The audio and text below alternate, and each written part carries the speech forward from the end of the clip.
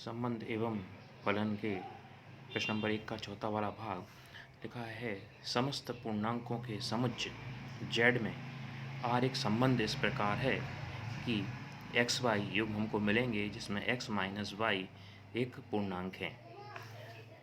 जहाँ पर हम r मतलब होता है वास्तविक संख्याओं का समुच्चय। वास्तविक संख्याओं के समुच्चय में एक नंबर लाइन पे अर्थात नंबर लाइन पे हमको कौन कौन से मिलते हैं, जीरो से लेके यदि हम राइट हैंड साइड चलते हैं तो 1 2 3 4 डॉट डॉट डॉट, और लेफ्ट हैंड साइड चलते हैं यदि तो -1 -2 -3 ये मिलती हैं। साथ साथ परिमेय और अपरिमेय संख्याएं भी हमको नंबर लाइन पे प्राप्त होती हैं। अतः वास्तविक संख्याओं में सभी प्रकार की धन ऋण और जीरो और परिमेय अपरिमेय संख्याएं होती हैं। हमने एक उदाहरण के रूप में मान लिया कि z बराबर ऐसा है, 0 +-1 +-2 +-3 है। तो हमको क्रमित युग्म निकालना है, तो हम पूर्णांकों के समुच्चय z क्रॉस z को हम क्रमित युग्म निकालेंगे। तो इस तरह से क्रमित युग्म लगभग बन जाएगा 0 0 +-1 +-1 +-1 और +-2, ऐसे सभी तरह के युग्म प्राप्त होंगे। सबसे पहले हम इस प्रश्न में समतुल्य संबंध पर विचार करते हैं। हम ध्यान से देखते हैं कि जितने भी युग्म बनेंगे z को z के, उसमें 0 0 भी होगा, +1 के भी युग्म होंगे, -1 के भी युग्म होंगे, +2 2 के युग्म होंगे, -2 2 के होंगे। और यदि हम उनमें आगे वाला जो हिस्सा होता है x का होता है, पीछे वाला y का, यदि हम उनको आपस में घटाएंगे अर्थात 1 में से 1 घटाएंगे तो 0 आएगा। 0 क्या एक पूर्णांक है, अतः एक संबंध है। अतः इनमें से यदि हम कोई भी युग्म लें, चाहे 1 लें, 1 में से 1 घटाएंगे तो 0 आएगा, 2 में से 2 घटाएंगे तो 0 आएगा। तो ये संबंध जो है बताएगा इनमें से। अतः इनमें से कोई भी क्रमित युग्म लेने पर 0 आती है, अतः जो कि एक संबंध को प्रदर्शित कर रही है, अतः एक समतुल्य संबंध है।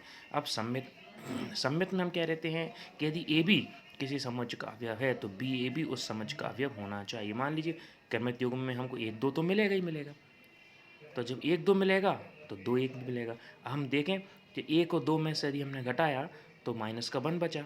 -1 पूर्णांकों के समुच्चय में आता है।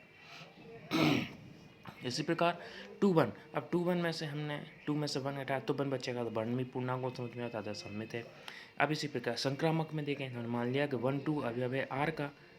r माने एक संबंध है, जिसमें से x में से y घटाएं माने 1 में से 2 घटाएं तो 1 बचेगा माइनस का, तो जो कि एक पूर्णांक है। इस प्रकार 2 में से 3 भी घटाने पर -1 बचता है, वो भी एक पूर्णांक है।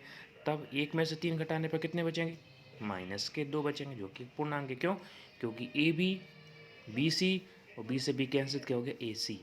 तो यही हमारा संक्रामक का नियम कहता है कि ए बी यदि अवयव है आर का, बी सी अवयव है आर का, तो ए सी भी आर का अवयव होना चाहिए। अतः ये संबंध जो है संक्रामक संबंध भी है।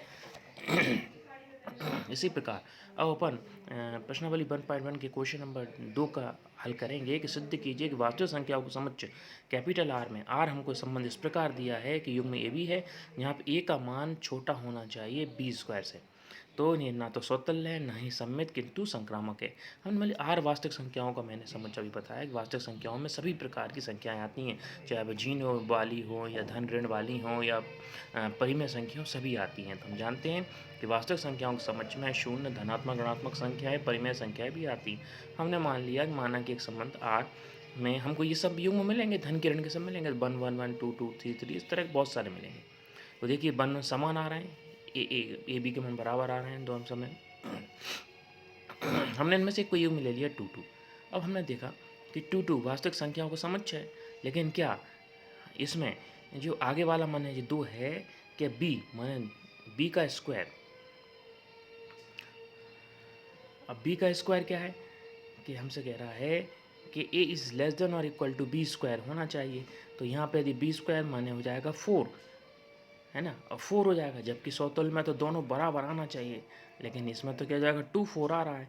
तो 2 4 जब आ रहा है तो बराबर तो नहीं हो पाएंगे, 2 और 4 आपस में बराबर नहीं हो जा पाएंगे। तो हमारा समतुल्य का नियम क्या है, बराबर आना चाहिए और भी। तो ये समतुल्य के नियम को परिभाषित नहीं करता था, समतुल्य नहीं है। इसी प्रकार संक्रामक क्या कहता है कि यदि 1 2 अवयव आर का, 2 3 अवयव आर का, तो 1 3 अवयव भी आर का होना चाहिए। अब देखें हम 1 2, तो 1 2 में यदि 1 ए है, बी 2 है, 2 है, तो 2 का स्क्वायर हो जाएगा 4, तो 1 4 हो जाएगा, है ना। तो 1 4। अब हमको लेना है माना दूसरा बी, किसका लेना पड़ेगा, 4 को लेना पड़ेगा, क्योंकि यहाँ 4 आ गई है। तो 4 यहाँ ले लें हम 25। तो 425 तो 1 और 25, 125 में क्या वास्तव में 5 का स्क्वायर है। तो ए लेस देन बी स्क्वायर, माने 1 5 का हम रेशो ले लें तो 1 माने 1 और बी माने 5, तो 1 5 माने 25, एक छोटा 25 से, अतः इस नियम का पालन करता है, संक्रामक है। इसी प्रकार सम्मित में यदि 1 2 अवयव आर का तो 2 1 भी अवयव आर का। हम देख 1 2, अब हम 1 2 में यदि देखें कि 1 तो ए है और बी की जगह है 2 और 2 का वर्ग हो जाएगा 4, तो 1 तो छोटा है 4 से, किंतु 2 यहाँ पर ए जो 2 है और बी है 1, 1 का वर्ग 1, तो लेकिन 2 छोटा नहीं है 1 के वर्ग से, अतः ये सम्मित संबंध का पालन नहीं करते। इसी प्रकार का यदि प्रश्न में हमको ये भी पूछे, एक संबंध इस प्रकार का है कि ए इज लेस देन और इक्वल टू बी स्क्वायर, तो ना तो सौतुल्य होता है ना एवं संक्रामक तो होता है, सौतुल्य और सम्मित नहीं होता लेकिन संक्रामक होता है, इसको आप करके देख सकते हैं।